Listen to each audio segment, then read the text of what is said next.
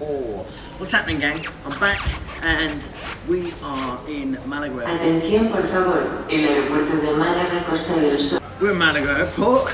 Your attention, please. Málaga, Costa del Sol Airport. Aquí, en los monitores de información. Your boarding gate is displayed on the information screens. We're at Malaga Airport, and this time I'm travelling from Spain to the UK and then from the UK to give a talk in Cyprus. So I want to broach the topic of getting a dog from abroad and what you might have to watch out for.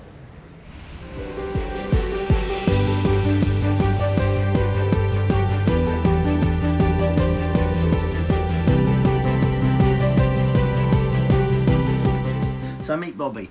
Bobby is a dog that I met in Spain. He used to live near to where I used to live. I found him because his owner was giving him a fucking hiding in front of me, which didn't go down too well. And let's just say that the owner decided to give him to me. So he gave me Bobby and I rehomed Bobby with my sister. And as you can see, he's quite... he's lovely, he gets on really, really well, but he is quite shy and he's quite timid. Now, fearful is not what he is, but he's kind of a middle of the road dog. Something as simple as being in a different environment with this kind of temperature and a dog not being acclimatised to it will have an effect on their arousal level, which means they may well be more likely to react in the new environment.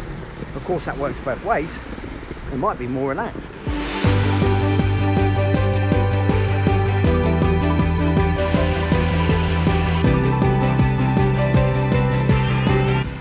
Now, don't get me wrong, there are some dogs that are going to thrive in a new environment, but there are loads that will find an environment like this just way too much.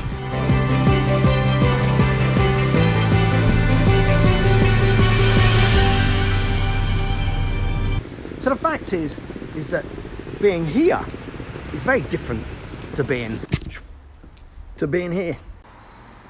So I made it to the dog coach's dog school. And this is pretty much the only dog school where the clientele clearly didn't get a message. Cats everywhere. Hey, Nando. So, Wendy, Hi. Tell us a little bit about yourself. What is it that you do? I'm a dog trainer. I train assistance dogs. I do dog dance. How many dogs have you got? 9. Fucking mental. Now, there's one dog particularly that I want to talk about because you have a street dog. That street dog is from Cyprus. The history I know of her is that she was found in a box when she was 8 weeks old. Common story. She's now 4. Okay, so you've had her for 2 years? Yes. Okay, and when you first got her over, how did you find getting her from Cyprus to Holland? It took me 1.5 years to get to gain totally trust. Okay. And with totally trust, I mean when I pet her that her tail is not going down. And if you think she was taken by somebody who wasn't a dog trainer, how would she be? She would be returned to Cyprus. Yeah, it's hard, isn't it? It is. Yeah. Have you got any advice for somebody that might want to get a street dog? Give it time. Time. That's perfect. Great little answer. Boom. Done. Okay, so tell us a bit about yourself, because this is your place, isn't it? Yeah, my name is Maria Cristina, or Max for short. So tell me about your experience with street dogs. I have 12 dogs myself, rescues, Whoa. yeah.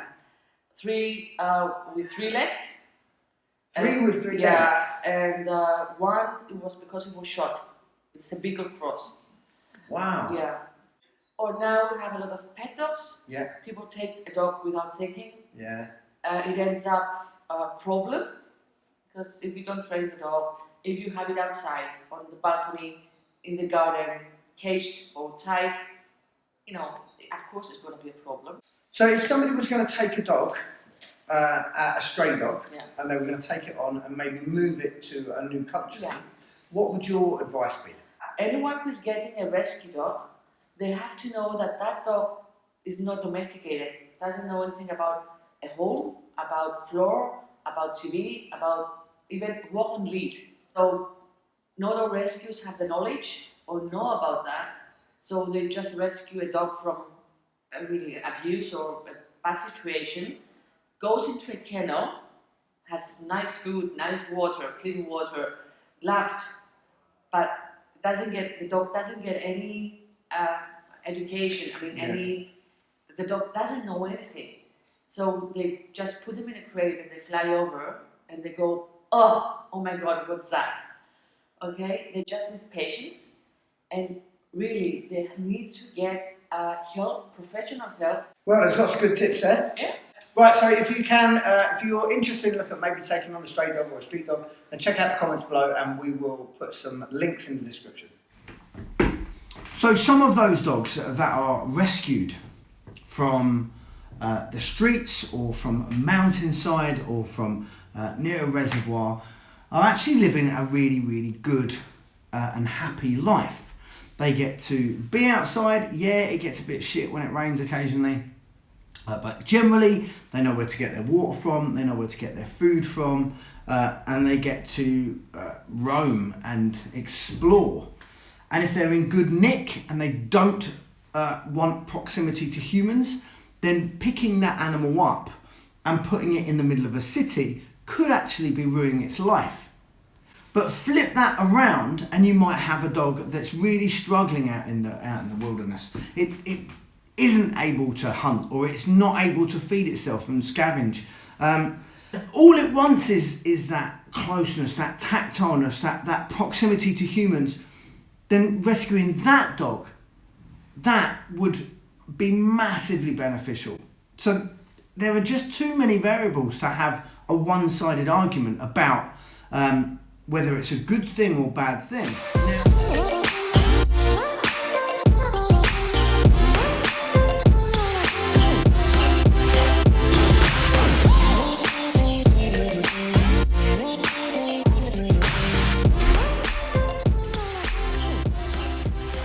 Oh man, I am shattered. That's a long day. But great seminar. We did high drive dogs. We spoke all about bite work, all about scent detection, all about predation, and the group were fantastic. A massive thank you to PDTA, the Positive Dog Training Academy. It was a great day.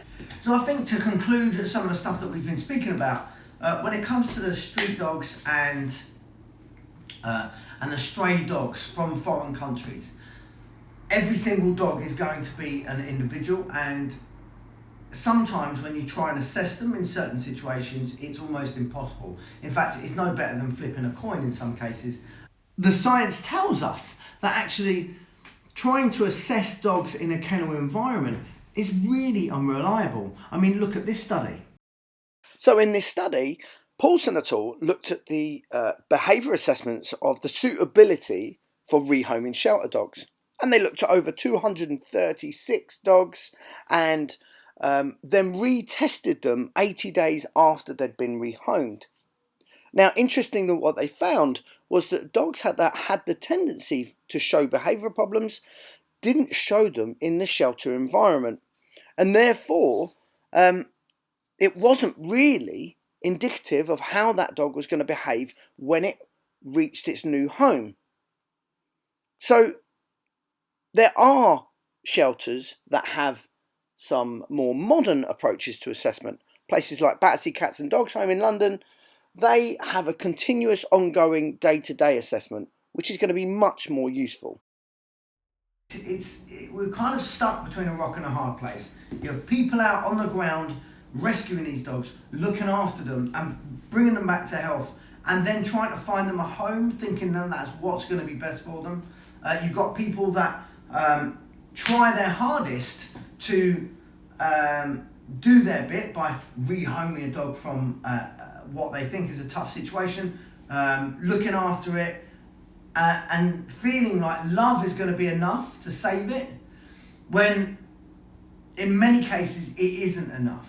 And other times it completely works out. It's bang on the money. You go and find a rescue that needs your help. He takes the transport with no problems at all. He takes the transport all in his stride. and he just slots into the house as if he's fucking always been waiting to be there. It's not as easy. It's one of those things that we need to take on a case-by-case basis. There are some amazing dogs that will be fantastic pets that you will find in those rescue centres. But you need to pick with your brain, not just your heart, because there are also dogs that are likely to not do well in your location. So think it through properly. In the meantime, I'm going to hit the sack, and then we're going to back to England, and then from there bounce back to Spain and see my family. Oh, good morning. I had a horrible night's sleep last night. I was up most of the night just thinking about... What was I thinking about? Thinking about fucking work mainly, as per normal, but I'm up. But I think in conclusion, when we're talking about rescuing a street dog, I don't want this to come across like it's the wrong thing to do, because it isn't. But just like everything, you have to take a considered approach. Rescuing a dog is a great idea, okay? There are definitely pros and cons to rescuing a dog versus taking a puppy. A lot of people think that when you get a puppy, you've got a clean slate. We know, as dog trainers and behaviourists, that that is not the case, okay? Puppies aren't clean slates. They come with genetic imprint towards behaviour. When you get a rescue dog, if they're fully mature, you kind of know what you're getting. Now, that being said, if you're going to rescue, you've got those two choices. Are you going to take one from a domestic rescue, like the amazing Battersea Cats and Dogs Home? Or are you going to take one from a foreign country to try and help out, like Pat's Rescue Retreat? There are pros and cons to both approaches, and you need to make sure that you consider all sides of the argument for yourself. Firstly, if you take one from abroad, the process is likely not going to be as smooth as it is if you were going to a rescue in the same country. But you do have to sort out a passport for the animal, which means they're going to have to wait and get their injections and be taken to the vet and get all of that kind of stuff. Now, a lot of rescues will already have that sorted for you. You are going to sort out transport. Again, a lot of the rescues will have their preferred transport companies that they use. But then we need to look at it from the dog's point of view as well, because we know that travel has an impact on the dog and their behaviour, and research would suggest. So this particular study looked at 24 beagles, and they were used to measure physiological and behavioural reactions to air and ground transport.